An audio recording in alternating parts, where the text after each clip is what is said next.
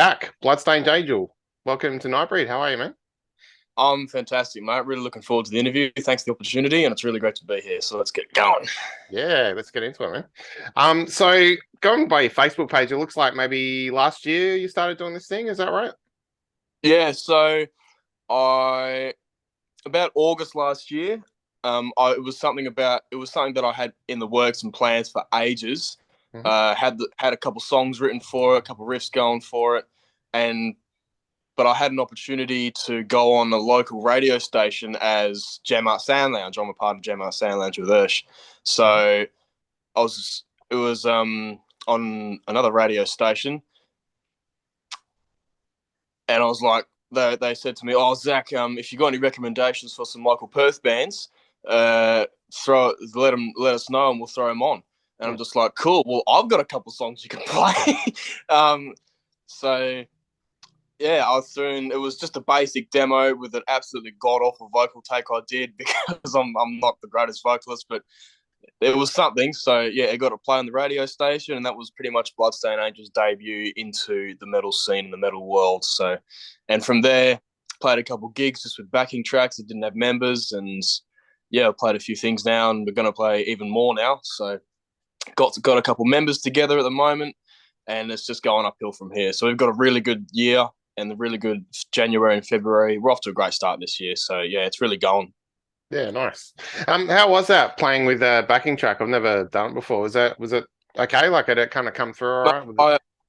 I really enjoyed it because it gave me at first glance, having your entire set and all of your tracks fixed to an exact time slot and fit to a set like that is a bit daunting because some musicians go, "Oh, I might not get it," or things like that's got a can in time, Mm. and it's not that freeing. But honestly, it gave me so much freedom to do whatever I wanted with the music, and I put like everything from just like not just drums and bass, but like ambient effects, like call outs, like song call outs when the song started instead of me announcing the song. I put Nice. sub drops in and like all that kind of stuff. It just gave me a lot of freedom with the music. I could do whatever I wanted. But yeah, it was really, really good. And it's just people think it's a hindrance on a live show that you don't have the full band, but the tracks sound really good live. And with the drops and everything like that, I think I've done. I don't consider myself a pretty like a not even a half decent engineer, but I thought I got it pretty good sounding. I mean, the software that I was using, it sounds pretty good as it is. So, yeah, Yeah. Yeah, nice. That's cool. What are you using? What software are you using for your music stuff? Garage Band. Oh, yeah, nice. uh, That's cool. Yeah. Yeah. yeah, it's actually sorry, it's criminally underrated how actually good Garage Band is because it doesn't have buses, it doesn't have like the mixing like board with the levels and everything like that. It doesn't have the faders, but it's everything that you need to basically learn how to use a door in like GarageBand could do that. I mean, and there have been plenty of songs, like specifically pop songs, not really rock and heavier stuff, but they've been mixed on GarageBand. Like Rihanna songs and Eminem songs have been mixed on GarageBand. So I don't see any reason why I couldn't use it for metal, especially just for live tracks. Mm. And it's just the rock drums that I've just sampled and programmed each and every one of the drums in, like hit and everything like that. Adjusted the velocity, cranked it to the max, and EQ'd it to sound really brutal. And I think I've got it sounding pretty good. So it's just a matter of mixing in some bass and ambient stuff like that, and I've had a pretty good sound going for it. So yeah, it sounds pretty mean.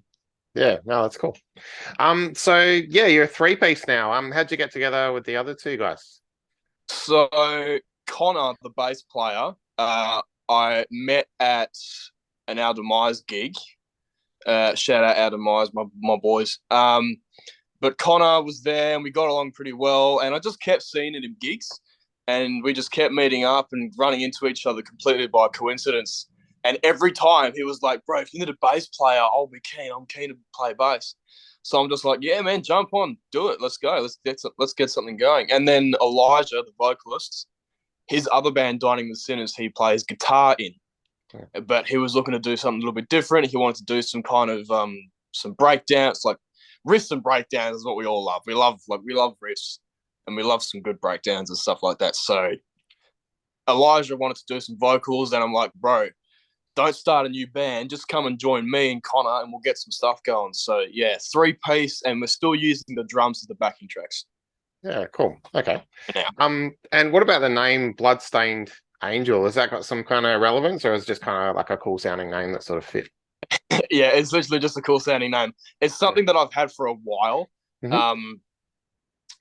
I had it in like 2019, and it just came into my head one day. I'm just like, that's a really badass name. Out of all the shitty names I thought of, I was like, I had a list of like a notes document on my school laptop, just list of names. Like that's what I would do in school. Like didn't do my work, didn't study for tests. I just came up with random stuff and music and stuff because that's what I wanted to do. But I just had a random list, and Bloodstained Angel just stuck out, and I'm just like, that is the band name. Like that is the name, man. Like, so instead of having the difficult conversation with other musicians, oh, what should our band name be, and having to listen to them like list off terrible band names like I would, I'm just like, you know what? I'm just gonna start a solo project, and this is the name. If you want to join my band, that's the band name. Put up with it. So Yeah, no worries. That's cool. And are you on the lookout for a drummer at all? Or are you kind of good with how it is now? Are you set up? lined up. Yeah, I've got a few people lined up. So we'll have Nathan from J and Grimoire filling in for us for our hornography gig. Cool. At the end of February. And up until that, we've got about 2 or 3 gigs with Rock Scholars and my own event from Jam Art Sound Lounge, Mosh in the Sanatorium, our All Ages Vision Studios gig. And I think we'll just be using our tracks for then. But we've got a couple of other drummers lined up, and we're going to kind of sort them out and test the reins and see who's got the stuff going. So, but yeah, that's the moment. Yeah, cool, man. All right. And what about song wise? Like, how many have you got? Like a whole set list, or do you have more than a set list sort of ready? We've got a set list, yeah, for sure. But we've got a lot of songs to play with, and just kind of different sounds to go with at the moment. We're just kind of going with at the moment because we have a gig next Thursday with Rock Scholars, which we could probably get into later about how we even landed that. But yeah, we've got a lot of songs to play with, but they're just the ones that we had to get used to as a band first because we're playing the backing tracks, and then because it's like some of them have ridiculous blast beats. Like we have a song that like basically the entire first half of the song is just how many different types of blast beats are there. Like you have to kind of find a drummer that can get into that kind of stuff. So we do have a range of songs. We've got I've written about 11, 12 songs completed at the moment. So, but we're only playing about 5 or 6 of them. So yeah, and the other ones are kind of on back holds or ones that I used to play that I'm not really playing anymore. So yeah, I've got a few things lined up. Oh, cool. Oh, tell us about the Rock Scholars gig. What's the go there? So that is a Scholarpalooza is a Battle of the Bands event put on by Rock Scholars, and they put out a thing. I think it happens every year, every start of the year, every new year they put it out. So at about November-ish, the previous year, they put out a word saying, "Oh, we're looking for bands for our Scholarpalooza Battle of the Bands lineup. If you'd like to sign up, here's a sign-up sheet, and we'll get back to you if you're successful." We applied literally just to see if they would consider it, and we got it, which is insane. Because it's an all ages gig, which we love playing. We love all ages gigs. I love all ages gigs myself. I put them on, but it's specific. I don't think it's specifically targeted at indie bands, but the majority of bands that are at Rock Scholars are indie bands, and they're young bands. So we're on the bill with a band called The Dependents, and I think they're about like 13 years old. Just these 3 young boys who are pretty great musicians, and they've got some good stuff going for them. But those are the kind of bands that we're on the bill with. Is like these younger indie bands, and then we're just straight deathcore groove metal, like straight in the middle of the set, which are really interesting. So I'm trying to like rally all of the Myers followers and everyone who comes to Bloodstained Angel gigs together. So come to the Rock Scholars gig so we can show the indie bands how it's done. Yeah, nice. That's cool, man. So outside of your own stuff, what have you been checking out? What are you listening to at the moment? Like bands that I'm listening to? Yeah. Well, I'm a massive Spirit Box guy. I love Spirit Box. Right now, I've been listening to one Lorna Shore song like Like in the shower, like I listen to the Hellfire just by default. If I go to, I need to listen to a song, just press to the Hellfire. Like I just listen to that song by default now. And